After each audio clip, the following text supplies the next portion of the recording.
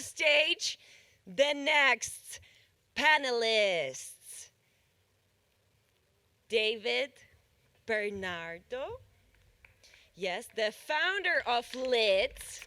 Correcto. We will be talking about impactful innovation. And this is where I'm out basically, because innovation for me and for my brain, I'm a creative person. So this is where the collapse happens. I'm like, what is innovation, specifically technological innovation? So please take over and educate me and us about these topics. Where is the future? Perfect. Please. Let's go into the future. Is this one work? Oh, I can use both. It's fine. So thank you for being here after lunch on this beautiful Saturday. I'm very excited to be here with Natan and Amit. We're going to talk about impactful innovation. So often what we see, we are talking about sustainability, we are talking about environment, and we think about, oh, it's just like go back to nature and let's kill everything that has to do with machines, computers, technology. Well, technology is everything, or we've been using technology in agriculture for thousands of years. Technology has brought upon us great innovation and great benefits to society. When we are talking about simple things like we take for granted, like water, sanitation, all these things, these are technologies. And so technology can be very, very positive. Then we all talk about great things. We have great ideas. We've seen amazing products today, amazing services, amazing ideas. But there's something critical about change. First, change is very hard to do because as a species, we don't like change. It's called comfort zone for something. So I think we should go a little bit into that. And the other thing is, we need, if we are really going to do change, that you can repeat, oh, we have a new entrance. Welcome from surfing. Thank you. There you go. Thank you. You still have the zinc on, by the way. There yeah, you go. It doesn't wash off. So the other thing when we are talking about change is that it's fundamental that we measure change. How do we know if it's impactful if we don't measure it? So first of all, I would love our guests to introduce themselves and tell a little bit how you are impacting, and then we'll go into the questions. Like 30 seconds, quick. 30 seconds? Yeah. Is this working or not? Yeah. Yeah, it is? It is. So my name is Nathan. I'm the founder of NAM. NAM is a circular economy and an urban farm that upcycles coffee waste into fresh mushroom and also fertilizer. So we have two farms. We have one in Lisbon, in Marvila, and one in Cascais. And the whole idea basically is, I love coffee obviously and mushrooms also, but the whole idea of NAM is to prove that waste is not wasted, that waste can be something that you can create more value out. And that's really the philosophy of NAM. And I could relate a lot to what you were saying, because I think the secret of change is to focus all your energy not on fighting the old, but building the new. And that is really what we try to do at NAM. So very simply, that's what we do. It's a circular economy project that upcycles coffee waste in fresh mushroom that we then sold mainly to restaurants. I know it's a really cliche question that you get all the time. Legal or illegal mushrooms? For now, it's legal. But one day, who knows? I hope we could go for illegal ones that then can be legal. But yeah, we do mainly shiitake, oyster mushroom, lion's mane also, king oyster, all exotic and fresh mushrooms. Did you actually expect that with cameras the answer was going to be illegal for sure? I know a few people here who would be like spending a lot of time with you afterwards if your answer was yes. Free samples, I know. free samples. I'm looking at you. So my name is Amit Pradhan. I've been an investor and a startup founder in exponential tech for about 20 years. I'm a big believer in the idea, to exactly what you said, that technology, when used to create a net positive impact on the humans that you intend to serve, suddenly changes from a potentially demonized topic to something that can bring change at scale. And we can talk through examples later, but one of the main areas of focus for me has been this company that I started 3 years ago called Rainfall, which is using advances in AI and the intersection of privacy to actually allow people to monetize their own data.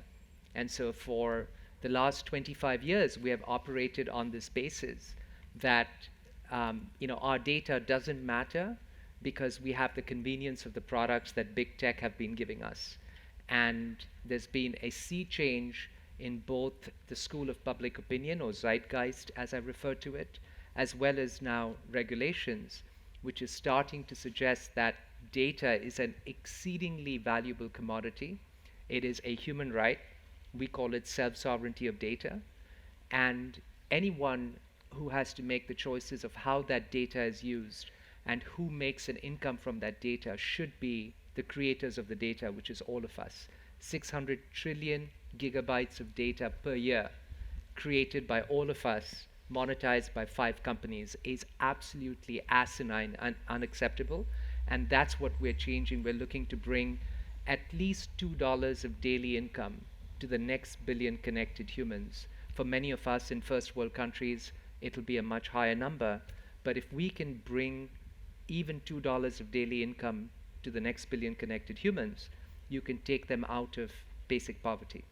I find that history repeats itself because we speak about the natives and we speak, look, there were the colonizers that arrived, and in exchange for shiny things like mirrors and beads and everything, they gave land and gold and everything. And we do the same thing in exchange for likes, pictures, fans. What we are giving away is the new gold, which is data.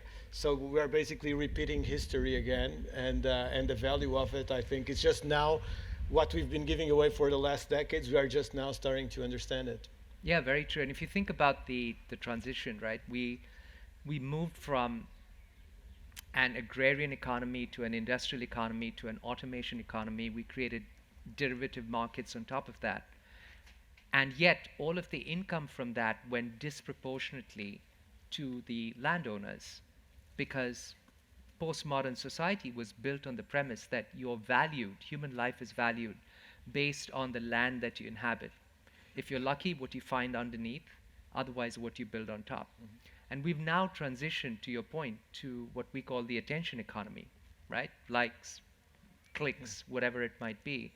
And there isn't a single footprint or footstep you can take on that same land that doesn't generate a data footprint. And the problem with the land example is that 95% of the land is owned by 5% of the world's population. But in data, which is now the next, currency, if you may, gold, it's actually much worse. 99.999% of the world's data is owned by literally a handful of companies. And so our approach is, wait a minute, like imagine having a natural resource that all of us produce and giving that away to 5 companies. Like, how is that even remotely acceptable? And we want to change that. Perfect. And I think you mentioned a couple of things we'll mention further ahead, like how do we get to scale and how we actually create that positive impact. Let's go to surfing now from data. Tell us about you. Tell me about you, because you just arrived as well. Sorry. Do you want to? Or I can yell. I'm quite good at yelling. I am a Nate as well. I'm a Nathaniel rather than Nathan. And like Nathan, I have made things from mushrooms. I in 2017 got a grant from NASA as part of a PhD, to 3D print surfboards from seaweed. And I've been doing that around the world ever since. I've got a company called Dam, which I've just moved to Portugal. We've had a conversation about that. We haven't followed up yet. But much like what you're saying, now we're looking at how what we do is then a provision of data for a local economy. So we were just out this morning in Pradhan and Guincho looking at how we print, which is going on now in Sao Pedro, smart buoys. out of waste material, mushrooms, cork, things that are produced here or consumed here, and then teach a local economy how to use advanced manufacturing. DAM stands for Distributed Additive Manufacturing, which is our company, which is take large format 3D printers and put those in a community, teach people how to use that, and then they inform what's made and what's needed. How does it work? In the sense, like, how do you get the seaweed? How do you process it? How do you get it ready to put on a 3D printer? Can you tell us a little bit more about? Sure. So seaweed macroalgae, the giant kelp and other sort of versions of the same plant are all in their sort of essence plastic, or that have the chemical sort of composition of plastic. So if you pulled a piece of seaweed, you know how kind of rubbery or rubber-like it is.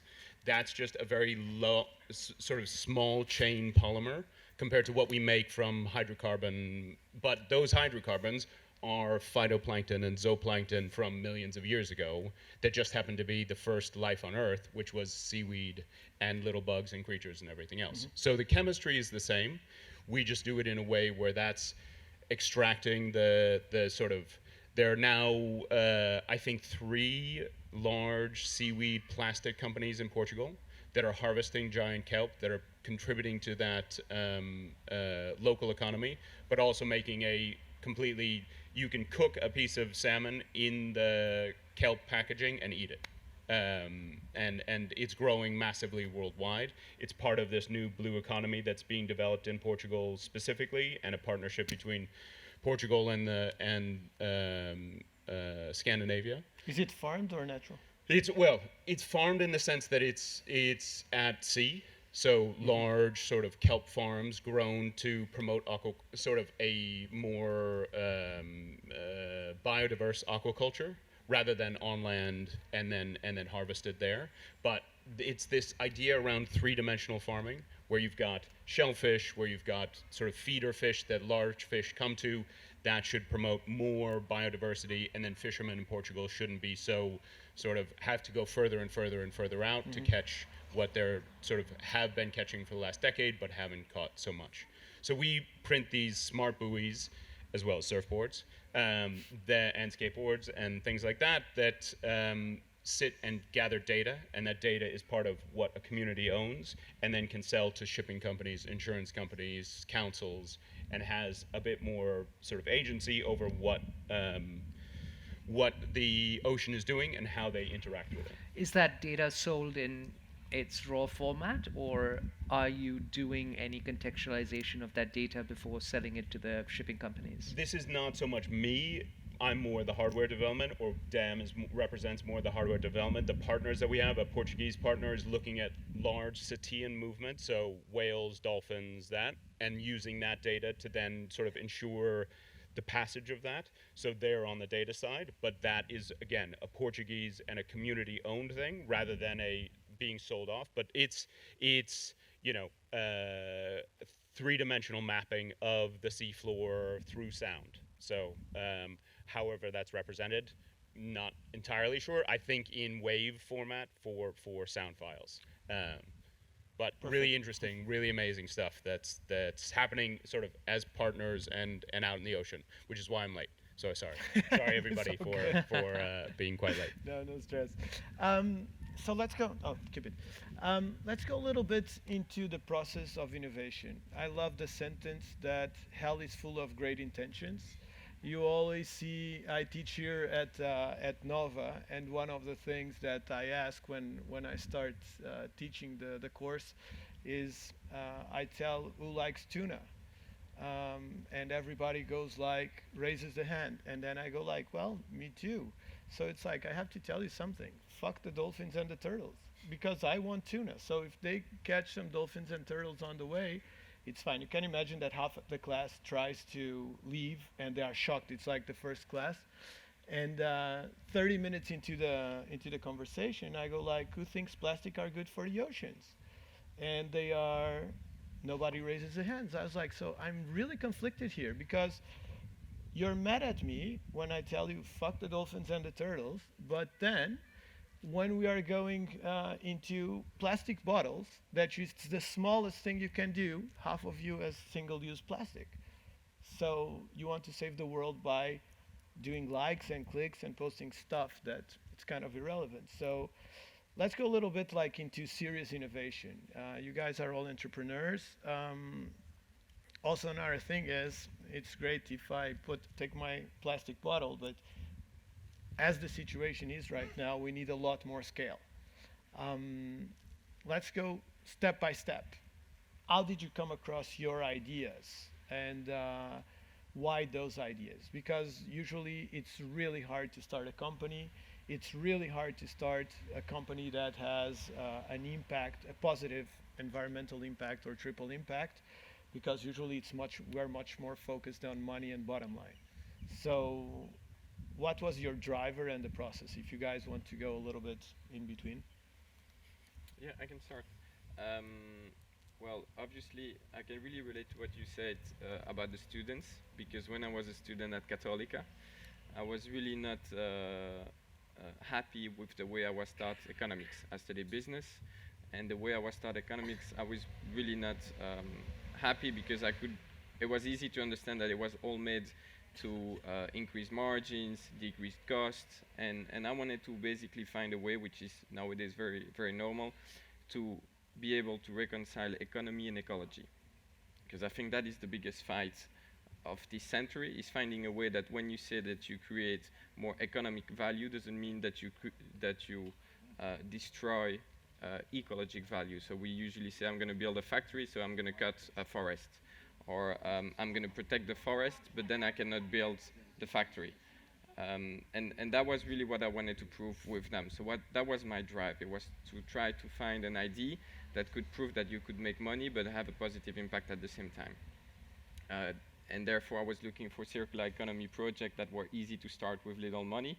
And growing mushrooms with coffee waste is something easy at the beginning. Once you want to actually scale it up and do it at a larger scale, it becomes more complex. But in the beginning, that's what I did.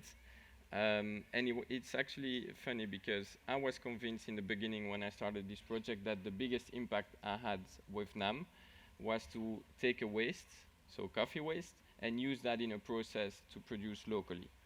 But actually, the biggest impact, and we had an impact report from Deloitte to exactly measure impact, is the fact of producing locally food. Because in the case of food, at least in Europe, and in the case of mushrooms, transport is a very big drive of the bad impact that you can have, especially CO2. So I was really surprised. So at the end of the day, it's a lot more in my case, in the beginning, it was about using waste to produce locally. But now it's a lot more about producing locally inside of the city to reduce transport. So that is how I think it's very interesting to go in depth and try to understand what is really the impact of your innovation. How do you measure it? Because the other thing is, like, you need to measure. If you we are talking about impact, but how do you measure the impact you do? What are your indicators that you're like, I'm a successful company, I'm having a positive impact? I do and not you're a have profitable company as well, so it's like profit is not fighting the positive impact. Yeah. I mean, for us, it's definitely the quantity of mushroom we produce. So we have a standard of how much impact you have if you would buy any type of mushroom coming from Poland and you would consume it in Portugal, for example. Also the amount of coffee waste we use, the amount of water we use, because that's also a very big impact, and the amount of energy we use. And that's how we see our impact. But we recently got the certification of a B Corp. So that was also a lot more into the impact of the company. And the truth is, it's not that easy, because we thought we were good, but once you get a certification and you get asked a lot of tough questions by the certificators of the B Corp, you understand that you still have a lot to do, especially for energy and water in our case, because we have an industrial process. So it's very difficult to source your energy, your water, to save water. So yeah, for me, it's in this case of the industrial producing actually something, that's how we measure our impact. Perfect. If you were doing the magic mushrooms, you could have measured it by number of hugs. Yeah, socially, social impact, right? It would have been much easier. Pupil dilation. Pupil dilation would have been. Hey, there's a metric. Yeah. Nate, sorry. And in your case, how did it come across? Because then I want your perspective, Amit, from an investor, like what you look for in companies. So let's start with the startups. Sure. So ours is very much this is where I spent my time writing my PhD on this idea of disruptive distributed manufacturing. That I saw the difficulty that we were having making a renewable energy device by injection molding it and sending that across the world, having to make it at scale, doing all these sort of traditional manufacturing methods and methodology, and I looked at it from if you remove that sort of physical transport and you do much more digital and data transport, where does that start having an effect? How can you scale that, and what are the devices that you need? This is, I think, really been proven the case for additive manufacturing, 3D printing, that it's changed every industry that it's touched. And for me, it was very easy to sort of showcase it with a surfboard. A surfboard's this iconic image, maybe, or iconic object and sort of a desire, and that for travel, for tourism, for all of these things, has a measurable impact when you make that product locally. Mm-hmm. So for a surfboard, it's very easy to say, this is the amount that are made globally, this is how they're transported, and then this is what happens when you either make that from waste or a sort of bio-based material, and this is what happens when you sort of scale that production locally. So it's more like a showcase and an example. Can you hear me? Hello? Can you hear me? Yeah. So it's more like a showcase and an example than actually like your main goal. So you want to start with surfboards? Surfing was this like thin end of the wedge, Yeah, and it's it's grown cool into much more than that now. Now we're making several objects here that have all scaled. So 58 Surf has now bought sort of a partnership in our program. You know, it's scaling sort of at its own pace. The idea was that if you put that in a location, that the measurable impact is in the job creation, the sort of technology adoption, and then how low the capex is to bring that in. That's one of the, from us, that sort of transition away from traditional manufacturing or traditional thinking to a much more sort of agile, rapid. Is there a compromise in terms of like, if we are buying one of your surfboards instead of like a traditional surfboard, is there a compromise in terms of quality, performance? Where does it stand now? I mean, I think the theory has always been you can't replace something nice or good or working with something shit. Yeah. You know, like that would be a bad trade-off. You know, certainly there are compromises, but you can't make something substandard or subpar. Yeah. So I am, you know, only I'd say an amateur, certainly not a professional surfer, but there are plenty of people. I brought this, I don't know if all of you know a surfer named Greg Knoll. He's one of the largest wave surfers in the world, Californian guy, surfed Waimea on a huge day and is kind of iconic for having this thing.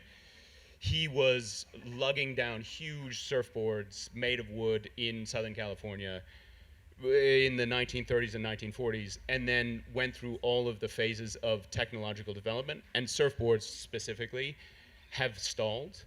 And so this innovation, I think this sort of leap in terms of, you know, whether it's growing mushrooms on coffee versus a traditional mushroom farm, is really served by this technology. I found that as the sort of, you know, watching how things are done on YouTube can have a massive impact. It's equally represented here with this, that Greg, we brought a 3D printer up to Greg's house in Northern California. His son and his grandson saw fin printing, and he turned to me and he said, "This is bitchin'."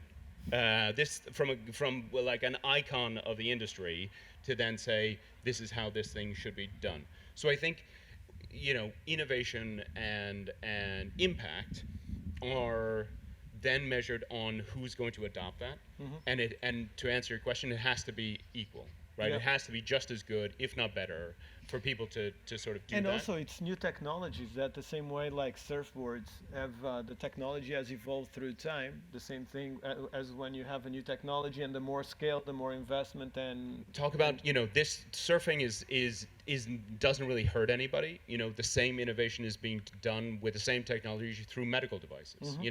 Which does have a massive risk Yeah. involved versus surfing, which has no risk really. unless you get the board in your head like I did last week. Yeah, that's the risk. But I think it's that data transfer and where that data is that is the sort of driver for this Okay. versus the physical object and the physical good that Yeah. is being. It has to be done locally. It has to Yeah. be scaled locally, and then that sort of ownership of that is the sort of scaling question. Okay, perfect. Amit, why would you invest or not invest in these guys? And like when you get someone, I'm,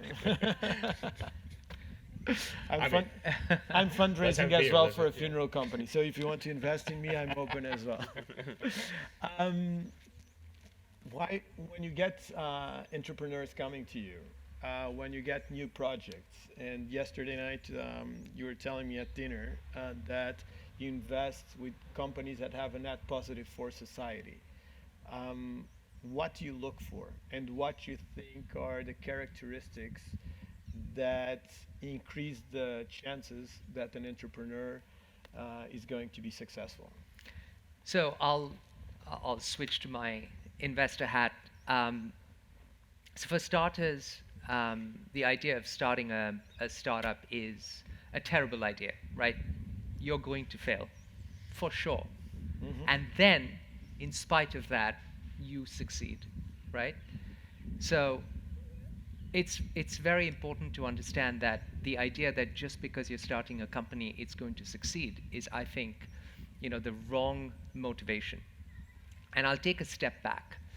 As Can I an challenge investor, you there? Sorry, because don't you think there has been this culture of failing is fine? And if you actually go into, I don't know, extreme sports, you go like jump on snowboarding or skateboarding or whatever you're going to do, and you actually, it's like, it's okay that I fail. exactly. I would be afraid of investing in an entrepreneur that is like, if I fail, it's fine. No, dude, if you fail and you're losing my money, it's not fine. Like, you should be focused on winning, on making it happen. I agree. I think there's a difference between having kind of a blind belief Yeah. versus a living belief that what we're doing, what we're embarking on, from going from someone who doesn't surf to being able to ride a big wave is going to involve a lot of falling off. And that's perfectly okay, Yeah. right? And I think people who feel they can't fail sometimes, of course, have this dogged determination to succeed, but also have blind spots to where failure can come from. Okay. And to me, that's an important aspect of building something, knowing how difficult it is, and having that knowledge that I'm going to have to weave and duck and fall off that surfboard and have your head hit by that surfboard many times. And I'll take a step back. As an investor, I always say, how many of you have heard of ChatGPT? Right? Like, it's now everybody. I always say average investors follow trends.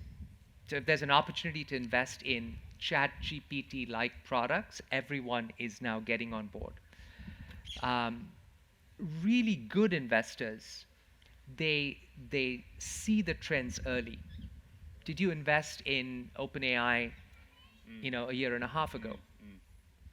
But the world's greatest investors, the world's greatest creators, they read the socio-cultural tea leaves, right? Zeitgeist. Because zeitgeist or socio-cultural tea leaves give birth to the trends that the good investors then get in on. And the trends then become long tail that the average investors get in on. So whether you're creating or you're investing, you have to be able to see whether this is something that people have been doing for a while and I'm following in, and there's nothing wrong with that. You're a different stage investor.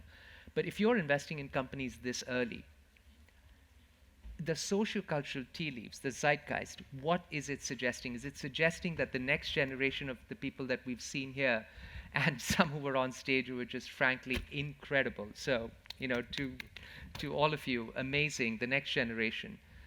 Are you investing? Are you buying the surfboard made of kelp? Are you buying the surfboard made from timber from one of the Amazonian trees, right? I think the answer is very obvious. It's the same thing with, in my world, from a data perspective.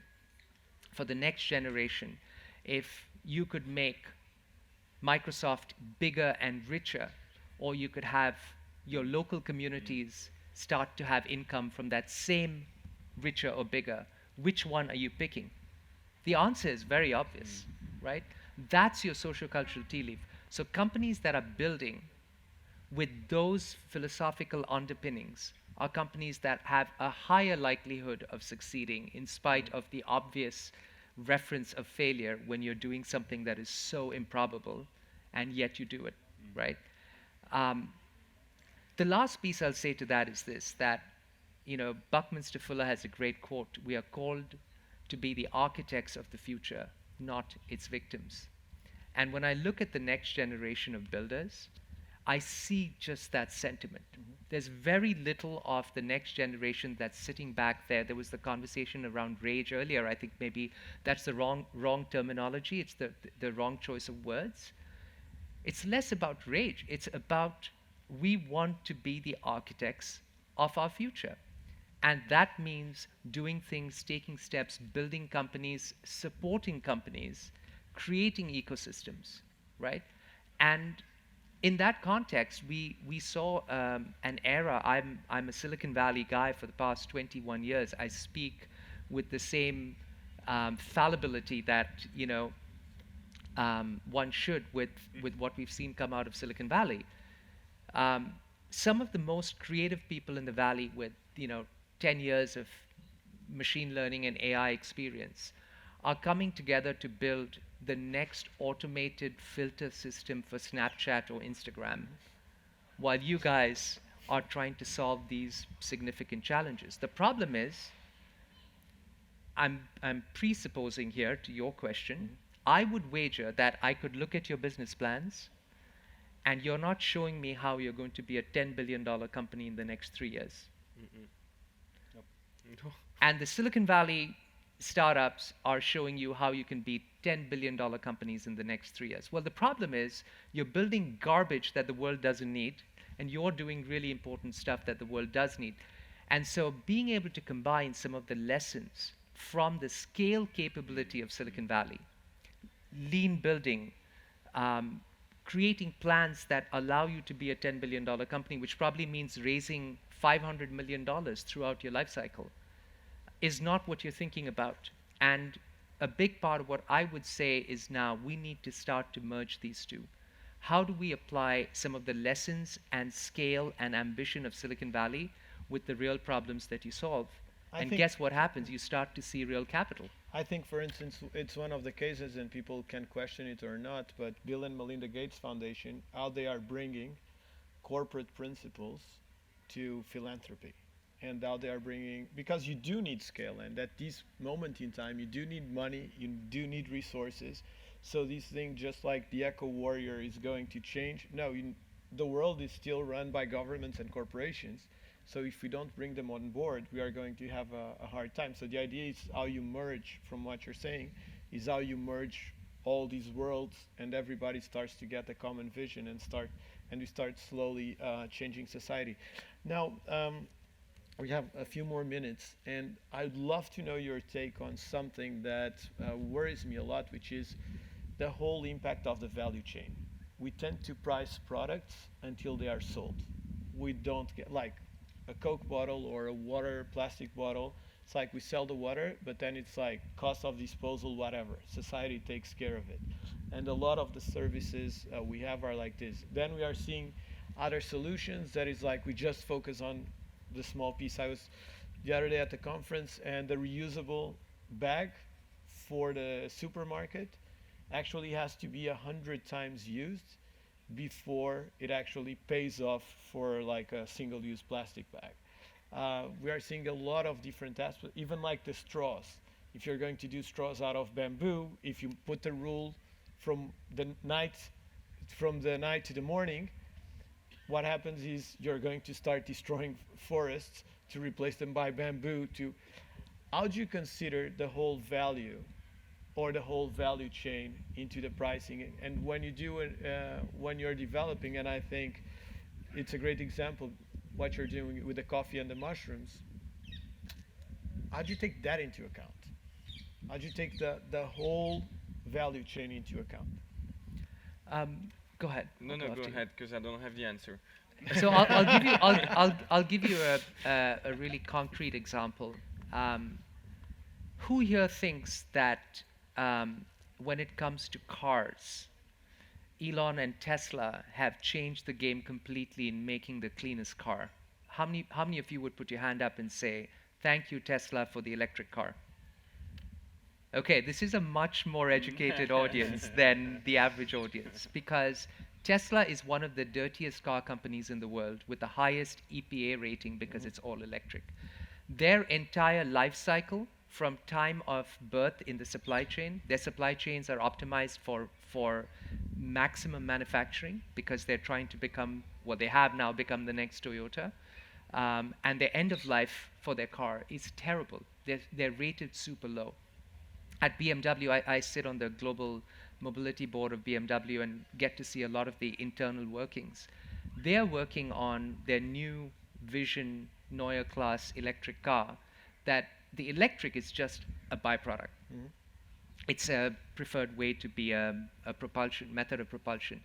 They want 96% of the car to be completely recyclable, and not recyclable in the way that we know of plastics today. The bumper, for example, of the new Neue class is made from recycled fishnets. And part of that is because electric cars and especially automation takes away some of the need for what you have in normal bumpers. And so you can innovate in that way. If the biggest companies in the world are thinking about that end-to-end in those kind of concrete examples, we're headed in the right direction. This audience was an exception, but everywhere else I go and ask that question, you have that Tesla fan hand up, right? As consumers, we're making, therefore, the wrong choice or the ill-informed choice about what is that end-to-end weight. And what Toby was speaking this morning about what we eat and what we buy, there are massive decisions. What are you most excited about in terms of what's coming? After your PhD and your work and involvement in the community, what's coming that you think it's going to bring a real impact? I think that a large language model of environmental data represents one of the greatest leaps forward in environmentalism and understanding of our environment in human history, or it's going to be horribly bad and ruin everything. So I'm looking forward to the good rather than the bad, but yeah. Keep positive. I mean, it's going to be exciting either way. Ironically, a large language model like ChatGPT or GPT 3.5, just to pre-train the model, put out as much carbon emission as 123 gasoline-powered cars being driven every day for 1 year. And I know that this is the juxtaposition of the irony of how we live. But we just have to be careful when we think about future technology. Promising as it might be, it can have actually more negative implications than positive. Absolutely. Well, thank you so much. Vanessa was waving from there, like cut, down. It was like the Oscars. Thank you so much. Thank you so much, everyone. Really appreciate it. Thank you. Thank you. Thank you.